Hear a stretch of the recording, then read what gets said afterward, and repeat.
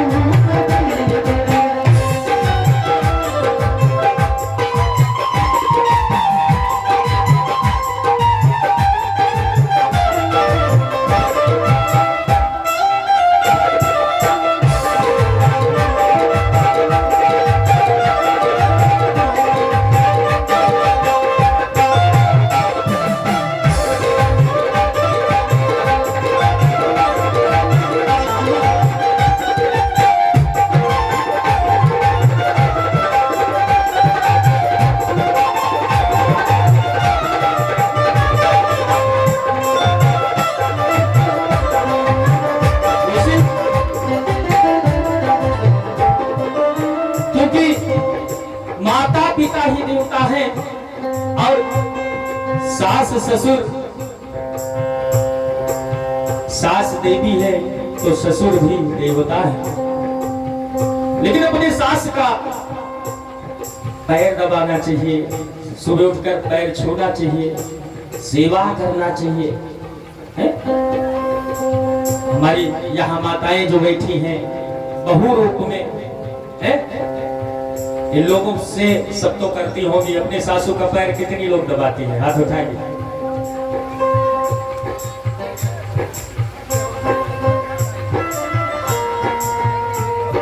अच्छा, तो पैर तो छूती होगी, हाथ उठाएंगे जो पैर छूती है। झूठे ना उठाओ भाई, देखो, क्योंकि आज का जमाना ऐसा आ गया है कि पैर छूना का पैर तोड़ देना सही समझते हैं। तोड़ दे भले लेकिन छुई ना, सेवा नहीं करती। देहात में कहावत है सेवा और सांसत, कहीं सेवा सांसत, तो सांसत कह रहे हैं सेवा न करे, बड़ा मुश्किल। लेकिन सबसे बड़ी मुश्किल कहीं कहीं ये भी आ जाती है कि अपनी बहुओं को पुत्री के समान मानने में जिसको दिक्कत है उसको वो अपनी माँ कैसे मान पाएगी है? जिसकी सास ताड़का ही हो तो बेचारी सीता कैसे बनेगी यार? कौशल्या जैसी सासू भी चाहिए। देखिए भाई, दोनों तरफ से चलता है। अपनी बहुओं को बेटी के समान प्रेम देना चाहिए, मानना चाहिए, और बेटी से अधिक ही देना चाहिए। क्यों? वो पराये घर से आती हैं, इतना घुल मिल जाए तुमने कि दूरी एहसास ना हो, और कभी उनको अपने घर वाली माँ की याद ना आए, तुम्हें देखकर ही वो अपनी माँ की छवि तुमने पा जाए। लेकिन यहाँ सासुएं भी बहुओं को इतना सताती है, इतना, क्योंकि सास का दो अर्थ होता है, जो श्वास के समान उनकी रक्षा करे, और कुछ सास जैसी जो इतना सताए कि सांस न लेने दे। लेकिन नहीं, गृहस्थी की गाड़ी है, पति देवो भव है। हमारे संस्कृति में हम लोग देखिए पूजा पाठ करें, भगवान के दरबार जाएं, मंदिर में जाएं, लेकिन उससे पहले हम अपने घर के कल्चर को नहीं सही करेंगे तो देवता खुश होंगे? घर में सास ससुर भूखे प्यासे हों, पति हमारा भूखा प्यासा है, और भोलेनाथ को तो 50 नहीं हजारों करोड़ों लोग जल चढ़ा रहे हैं, लेकिन अपने घर में कोई प्यासा बैठा है तो उसको देख कर जाओ, यहाँ पिला दोगी सबकी आत्मा, फिर जाओ, भगवान प्रसन्न होगा। क्योंकि यहाँ जब तक हम अपना कर्म सही नहीं करेंगे भगवान हम पर प्रसन्न कैसे, हमारा जल पिएगा ही नहीं, मानो हम पत्थर पर डालकर चले आए। अगर हम सही हैं तो भोलेनाथ स्वीकार कर देंगे, तृप्त होंगे। इसलिए हर ससुर के अपने हम राम जी बनैबे, ससुर के अपने हम राम जी बनैबे, ससुर के अपने हम राम जी बनैबे।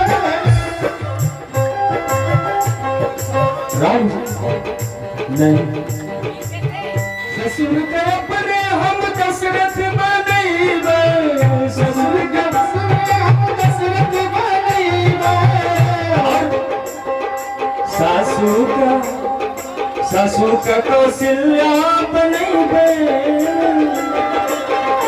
सासू का कौशल्या बनैबे, तीरथ भैया कब न जइबे, मंदिर बनैबे, तीरथ भैया कब न जइबे।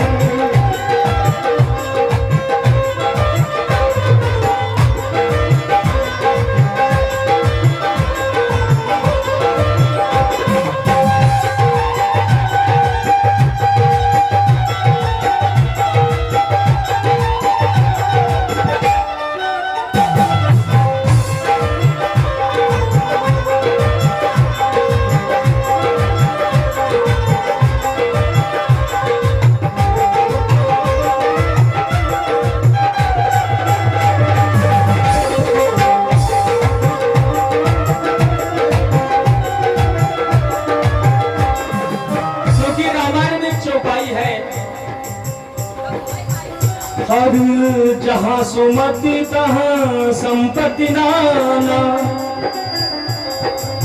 जहाँ कुमति तहाँ विपत्ति निदाना, जहाँ कुमति तहाँ विपत्ति निदाना, जहाँ कुमति तहाँ विपत्ति निदाना। अरे घर ही मंदिर बनैबे, घर ही मंदिर बनैबे,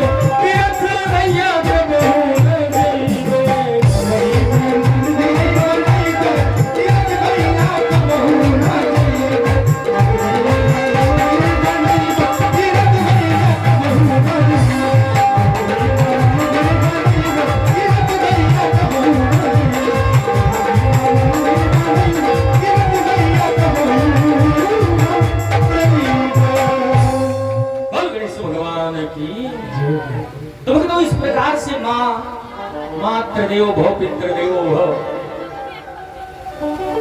गणेश जी ने कहा कि मैया और तुम्हारी वंदना लोग सर्वव्यापक मानकर करते हैं। ऐसी कोई जगह नहीं जहां तुम नहीं हो, तुम ही ब्रह्म हो, तुम ही ईश्वर हो और सत्य ही शिव है और शिव ही इस संपूर्ण ब्रह्मांड में व्याप्त है। इसलिए हे पिता, इस भांत भी मैंने एक ब्रह्मांड नहीं अनंत ब्रह्मांडों की परिक्रमा की है। ऐसी बुद्धि देखकर भगवान गले से लगाते हैं गणेश को और इनका विवाह करने के लिए तैयार हो जाते हैं। इधर कार्तिकेय जी मोर को इतना तेज दौड़ा रहे हैं, लेकिन क्या देख रहे हैं कि आगे आगे चूहा दौड़ता जा ही रहा है। बड़े चक्कर में है कि मेरे मोर से तेज चूहा कैसे दौड़ ले रहा है। अब ये जब भी मोर को दौड़ाते हैं और तेज चूहा और आगे जाता है। नारद बाबा रास्ते में मिल गए, उन्होंने कहा भैया विवाह तो तय हो गया, ये चूहा जो देख रहे हो ये गणेश महाराज का है। सारा वृत्तांत बताया। नाराज हो गए कुमार कार्तिकेय, उन्होंने आजीवन ब्रह्मचर्य व्रत रखने का संकल्प ले लिया और रुष्ट हो गए और रुष्ट होकर क्रौच पर्वत पर चले गए। इधर गणेश जी का विवाह जो है विश्वरूप की पुत्रियों से कर दिया जाता है, जिनका नाम रिद्धि सिद्धि है और इनसे 2 पुत्र भी हुए थे। तो शुभ और लाभ। तो इस प्रकार से इनका परिवार बढ़ता ही गया धीरे धीरे, लेकिन मंगल के दाता है। और शुभ लाभ के भी 2 पुत्र हुए थे, तुष्टि पुष्टि, फिर सुख संपत्ति, ये सब इन्हीं के परिवार। तो जिसके घर में गणेश भगवान की पूजा होती है, गणेश जी को दूब चढ़ाता है, पान चढ़ाता है, मेवा चढ़ाता है, पान चढ़े, फूल चढ़े और चढ़े मेवा, और कभी कभी लड्डुओं का भोग लागे। संत करे ना डेली कर सको तो जब भी चतुर्थी तिथि आए, गणेश चतुर्थी हर महीने में आती है, तब उस दिन लगा दिया करो चौथ। तो भक्तों उस दिन भोग लगाओ, दीप जलाओ गणेश भगवान का, तुम्हारे घर में सदा मंगल रहेगा, कोई विघ्न नहीं बचेगा। तो इस तरीके से भगवान कैलाश पर निवास करते हैं। लेकिन कार्तिकेय जी ने तारकासुर का वध किया था, तारकासुर का, और जब उसका वध कर दिया तो उसके पुत्र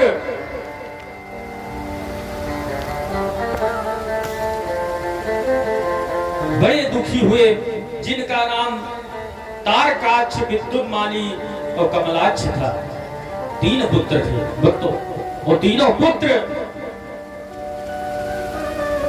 बड़े ही धर्मात्मा और सत्यवादी थे। तीनों पुत्र भगवान शिव के भक्त थे, तीनों धर्म के आचरण को करने वाले थे।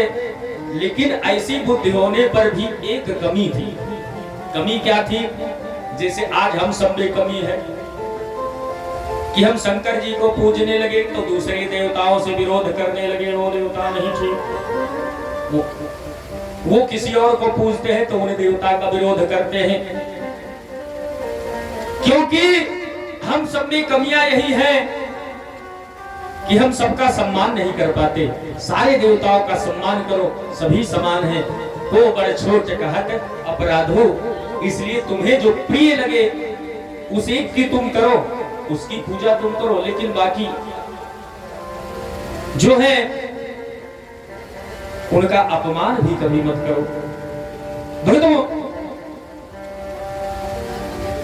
भगवान की निंदा कभी नहीं करनी चाहिए। लेकिन तारकासुर और कमलाक्ष, विद्युन्माली और तारकाक्ष, ये जो तीनों दैत्य थे, ये बलशाली थे, सारी चीजें थी, लेकिन ये बैर रखते थे, सारे देवताओं से बैर रखते थे। कारण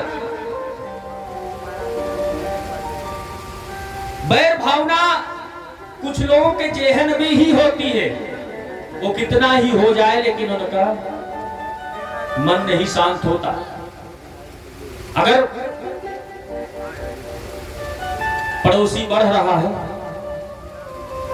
तो फिर वो घटे कैसे, इसका जुगाड़ लोग सोचेंगे। ये नहीं सोचेंगे कि मैं कैसे बढ़ूं, मेरा आगे का कैसे ग्रोथ हो। ये बढ़ रहा है तो इससे शिक्षा लेकर मैं भी बढ़ूं, चलो सभी सुखी हो। लेकिन नहीं,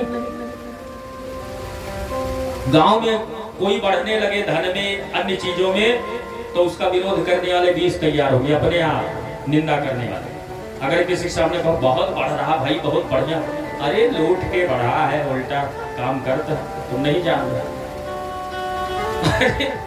प्रसन्न होने के बजाय निंदा भी लोग उतराते हैं, क्योंकि दूसरे की बढ़ती नहीं देखी जाती। ऊंच निवास नीच कर तूती, तो देख न सकहि पराई विभूति। और ऐसा कभी नहीं करना चाहिए। अगर ऐसा करते हो तो तुम्हारी खुद की हानि होगी।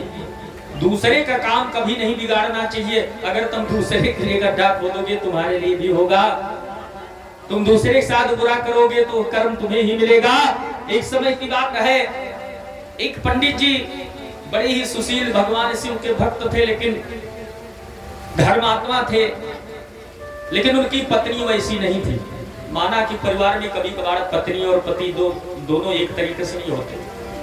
भाई पत्नी अगर ठीक है, अच्छे मार्ग पर चलने वाली है, तो पति फिर खरदूषण त्रिशराज हम समझो सब मिल जाते हैं। किसी किसी को पति सही मिल गया, और पत्नियां बड़ी खतरनाक भैया है। तो वही हुआ कि पंडित जी की जो पत्नी थी वो सबसे द्वेष करती थी, कोई बाकी नहीं था जिससे वो जलती नहीं थी। गांव में कोई भी हो, इससे मतलब नहीं, सबसे जलन अगर कोई बढ़ रहा है, किसी के यहाँ अगर कुछ आ गया है नया चीज, तो वहां जाकर देख आती, तो उस दिन जान लीजिए कि खाना नहीं बचेगा उसको। कोई अगर ये बढ़िया मकान बनवा लिया हालीशान, तो देखने के बाद वो चिंता से रात भर सोती नहीं थी और लड़ाई प्रतिदिन करती थी सबसे, पड़ोसियों से कहीं लड़ जाए, कहीं किसी से लड़ जाए, बड़ी झगड़ालू थी।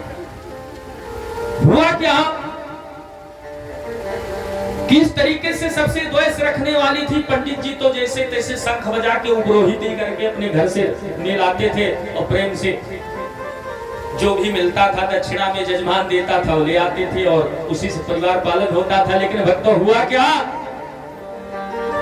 एक दिन पंडिताइन ने देखा कि सबके सब तो नौकरी करते हैं, इसीलिए आगे बढ़ रहे हैं, और ये खाली उपरोहिती करते हैं और कुछ कमा नहीं पाते। पंडिताइन ने कहा ऐसा एक काम करो कि अब हम किसी से कमजोर गांव में नहीं बनकर रहना चाहती हैं, इसलिए काम करो कि तुम भी कल नौकरी चले जाओ। पंडित जी ने कहा नौकरी तो हमने भगवान शिव की है, दूसरे की नौकरी मैं नहीं कर सकता, क्योंकि और जिन्हें जिन्हें दाम प्यारे उन्हें दाम दे दो, जिन्हें दाम प्यारे उन्हें दाम दे दो, मुझे राम प्यारे मुझे राम दे दो, जिन्हें दाम प्यारे उन्हें दाम दे दो, जिन्हें दाम प्यारे उन्हें दाम दे दो, मुझे राम प्यारे मुझे राम दे दो, मुझे राम प्यारे मुझे राम दे दो।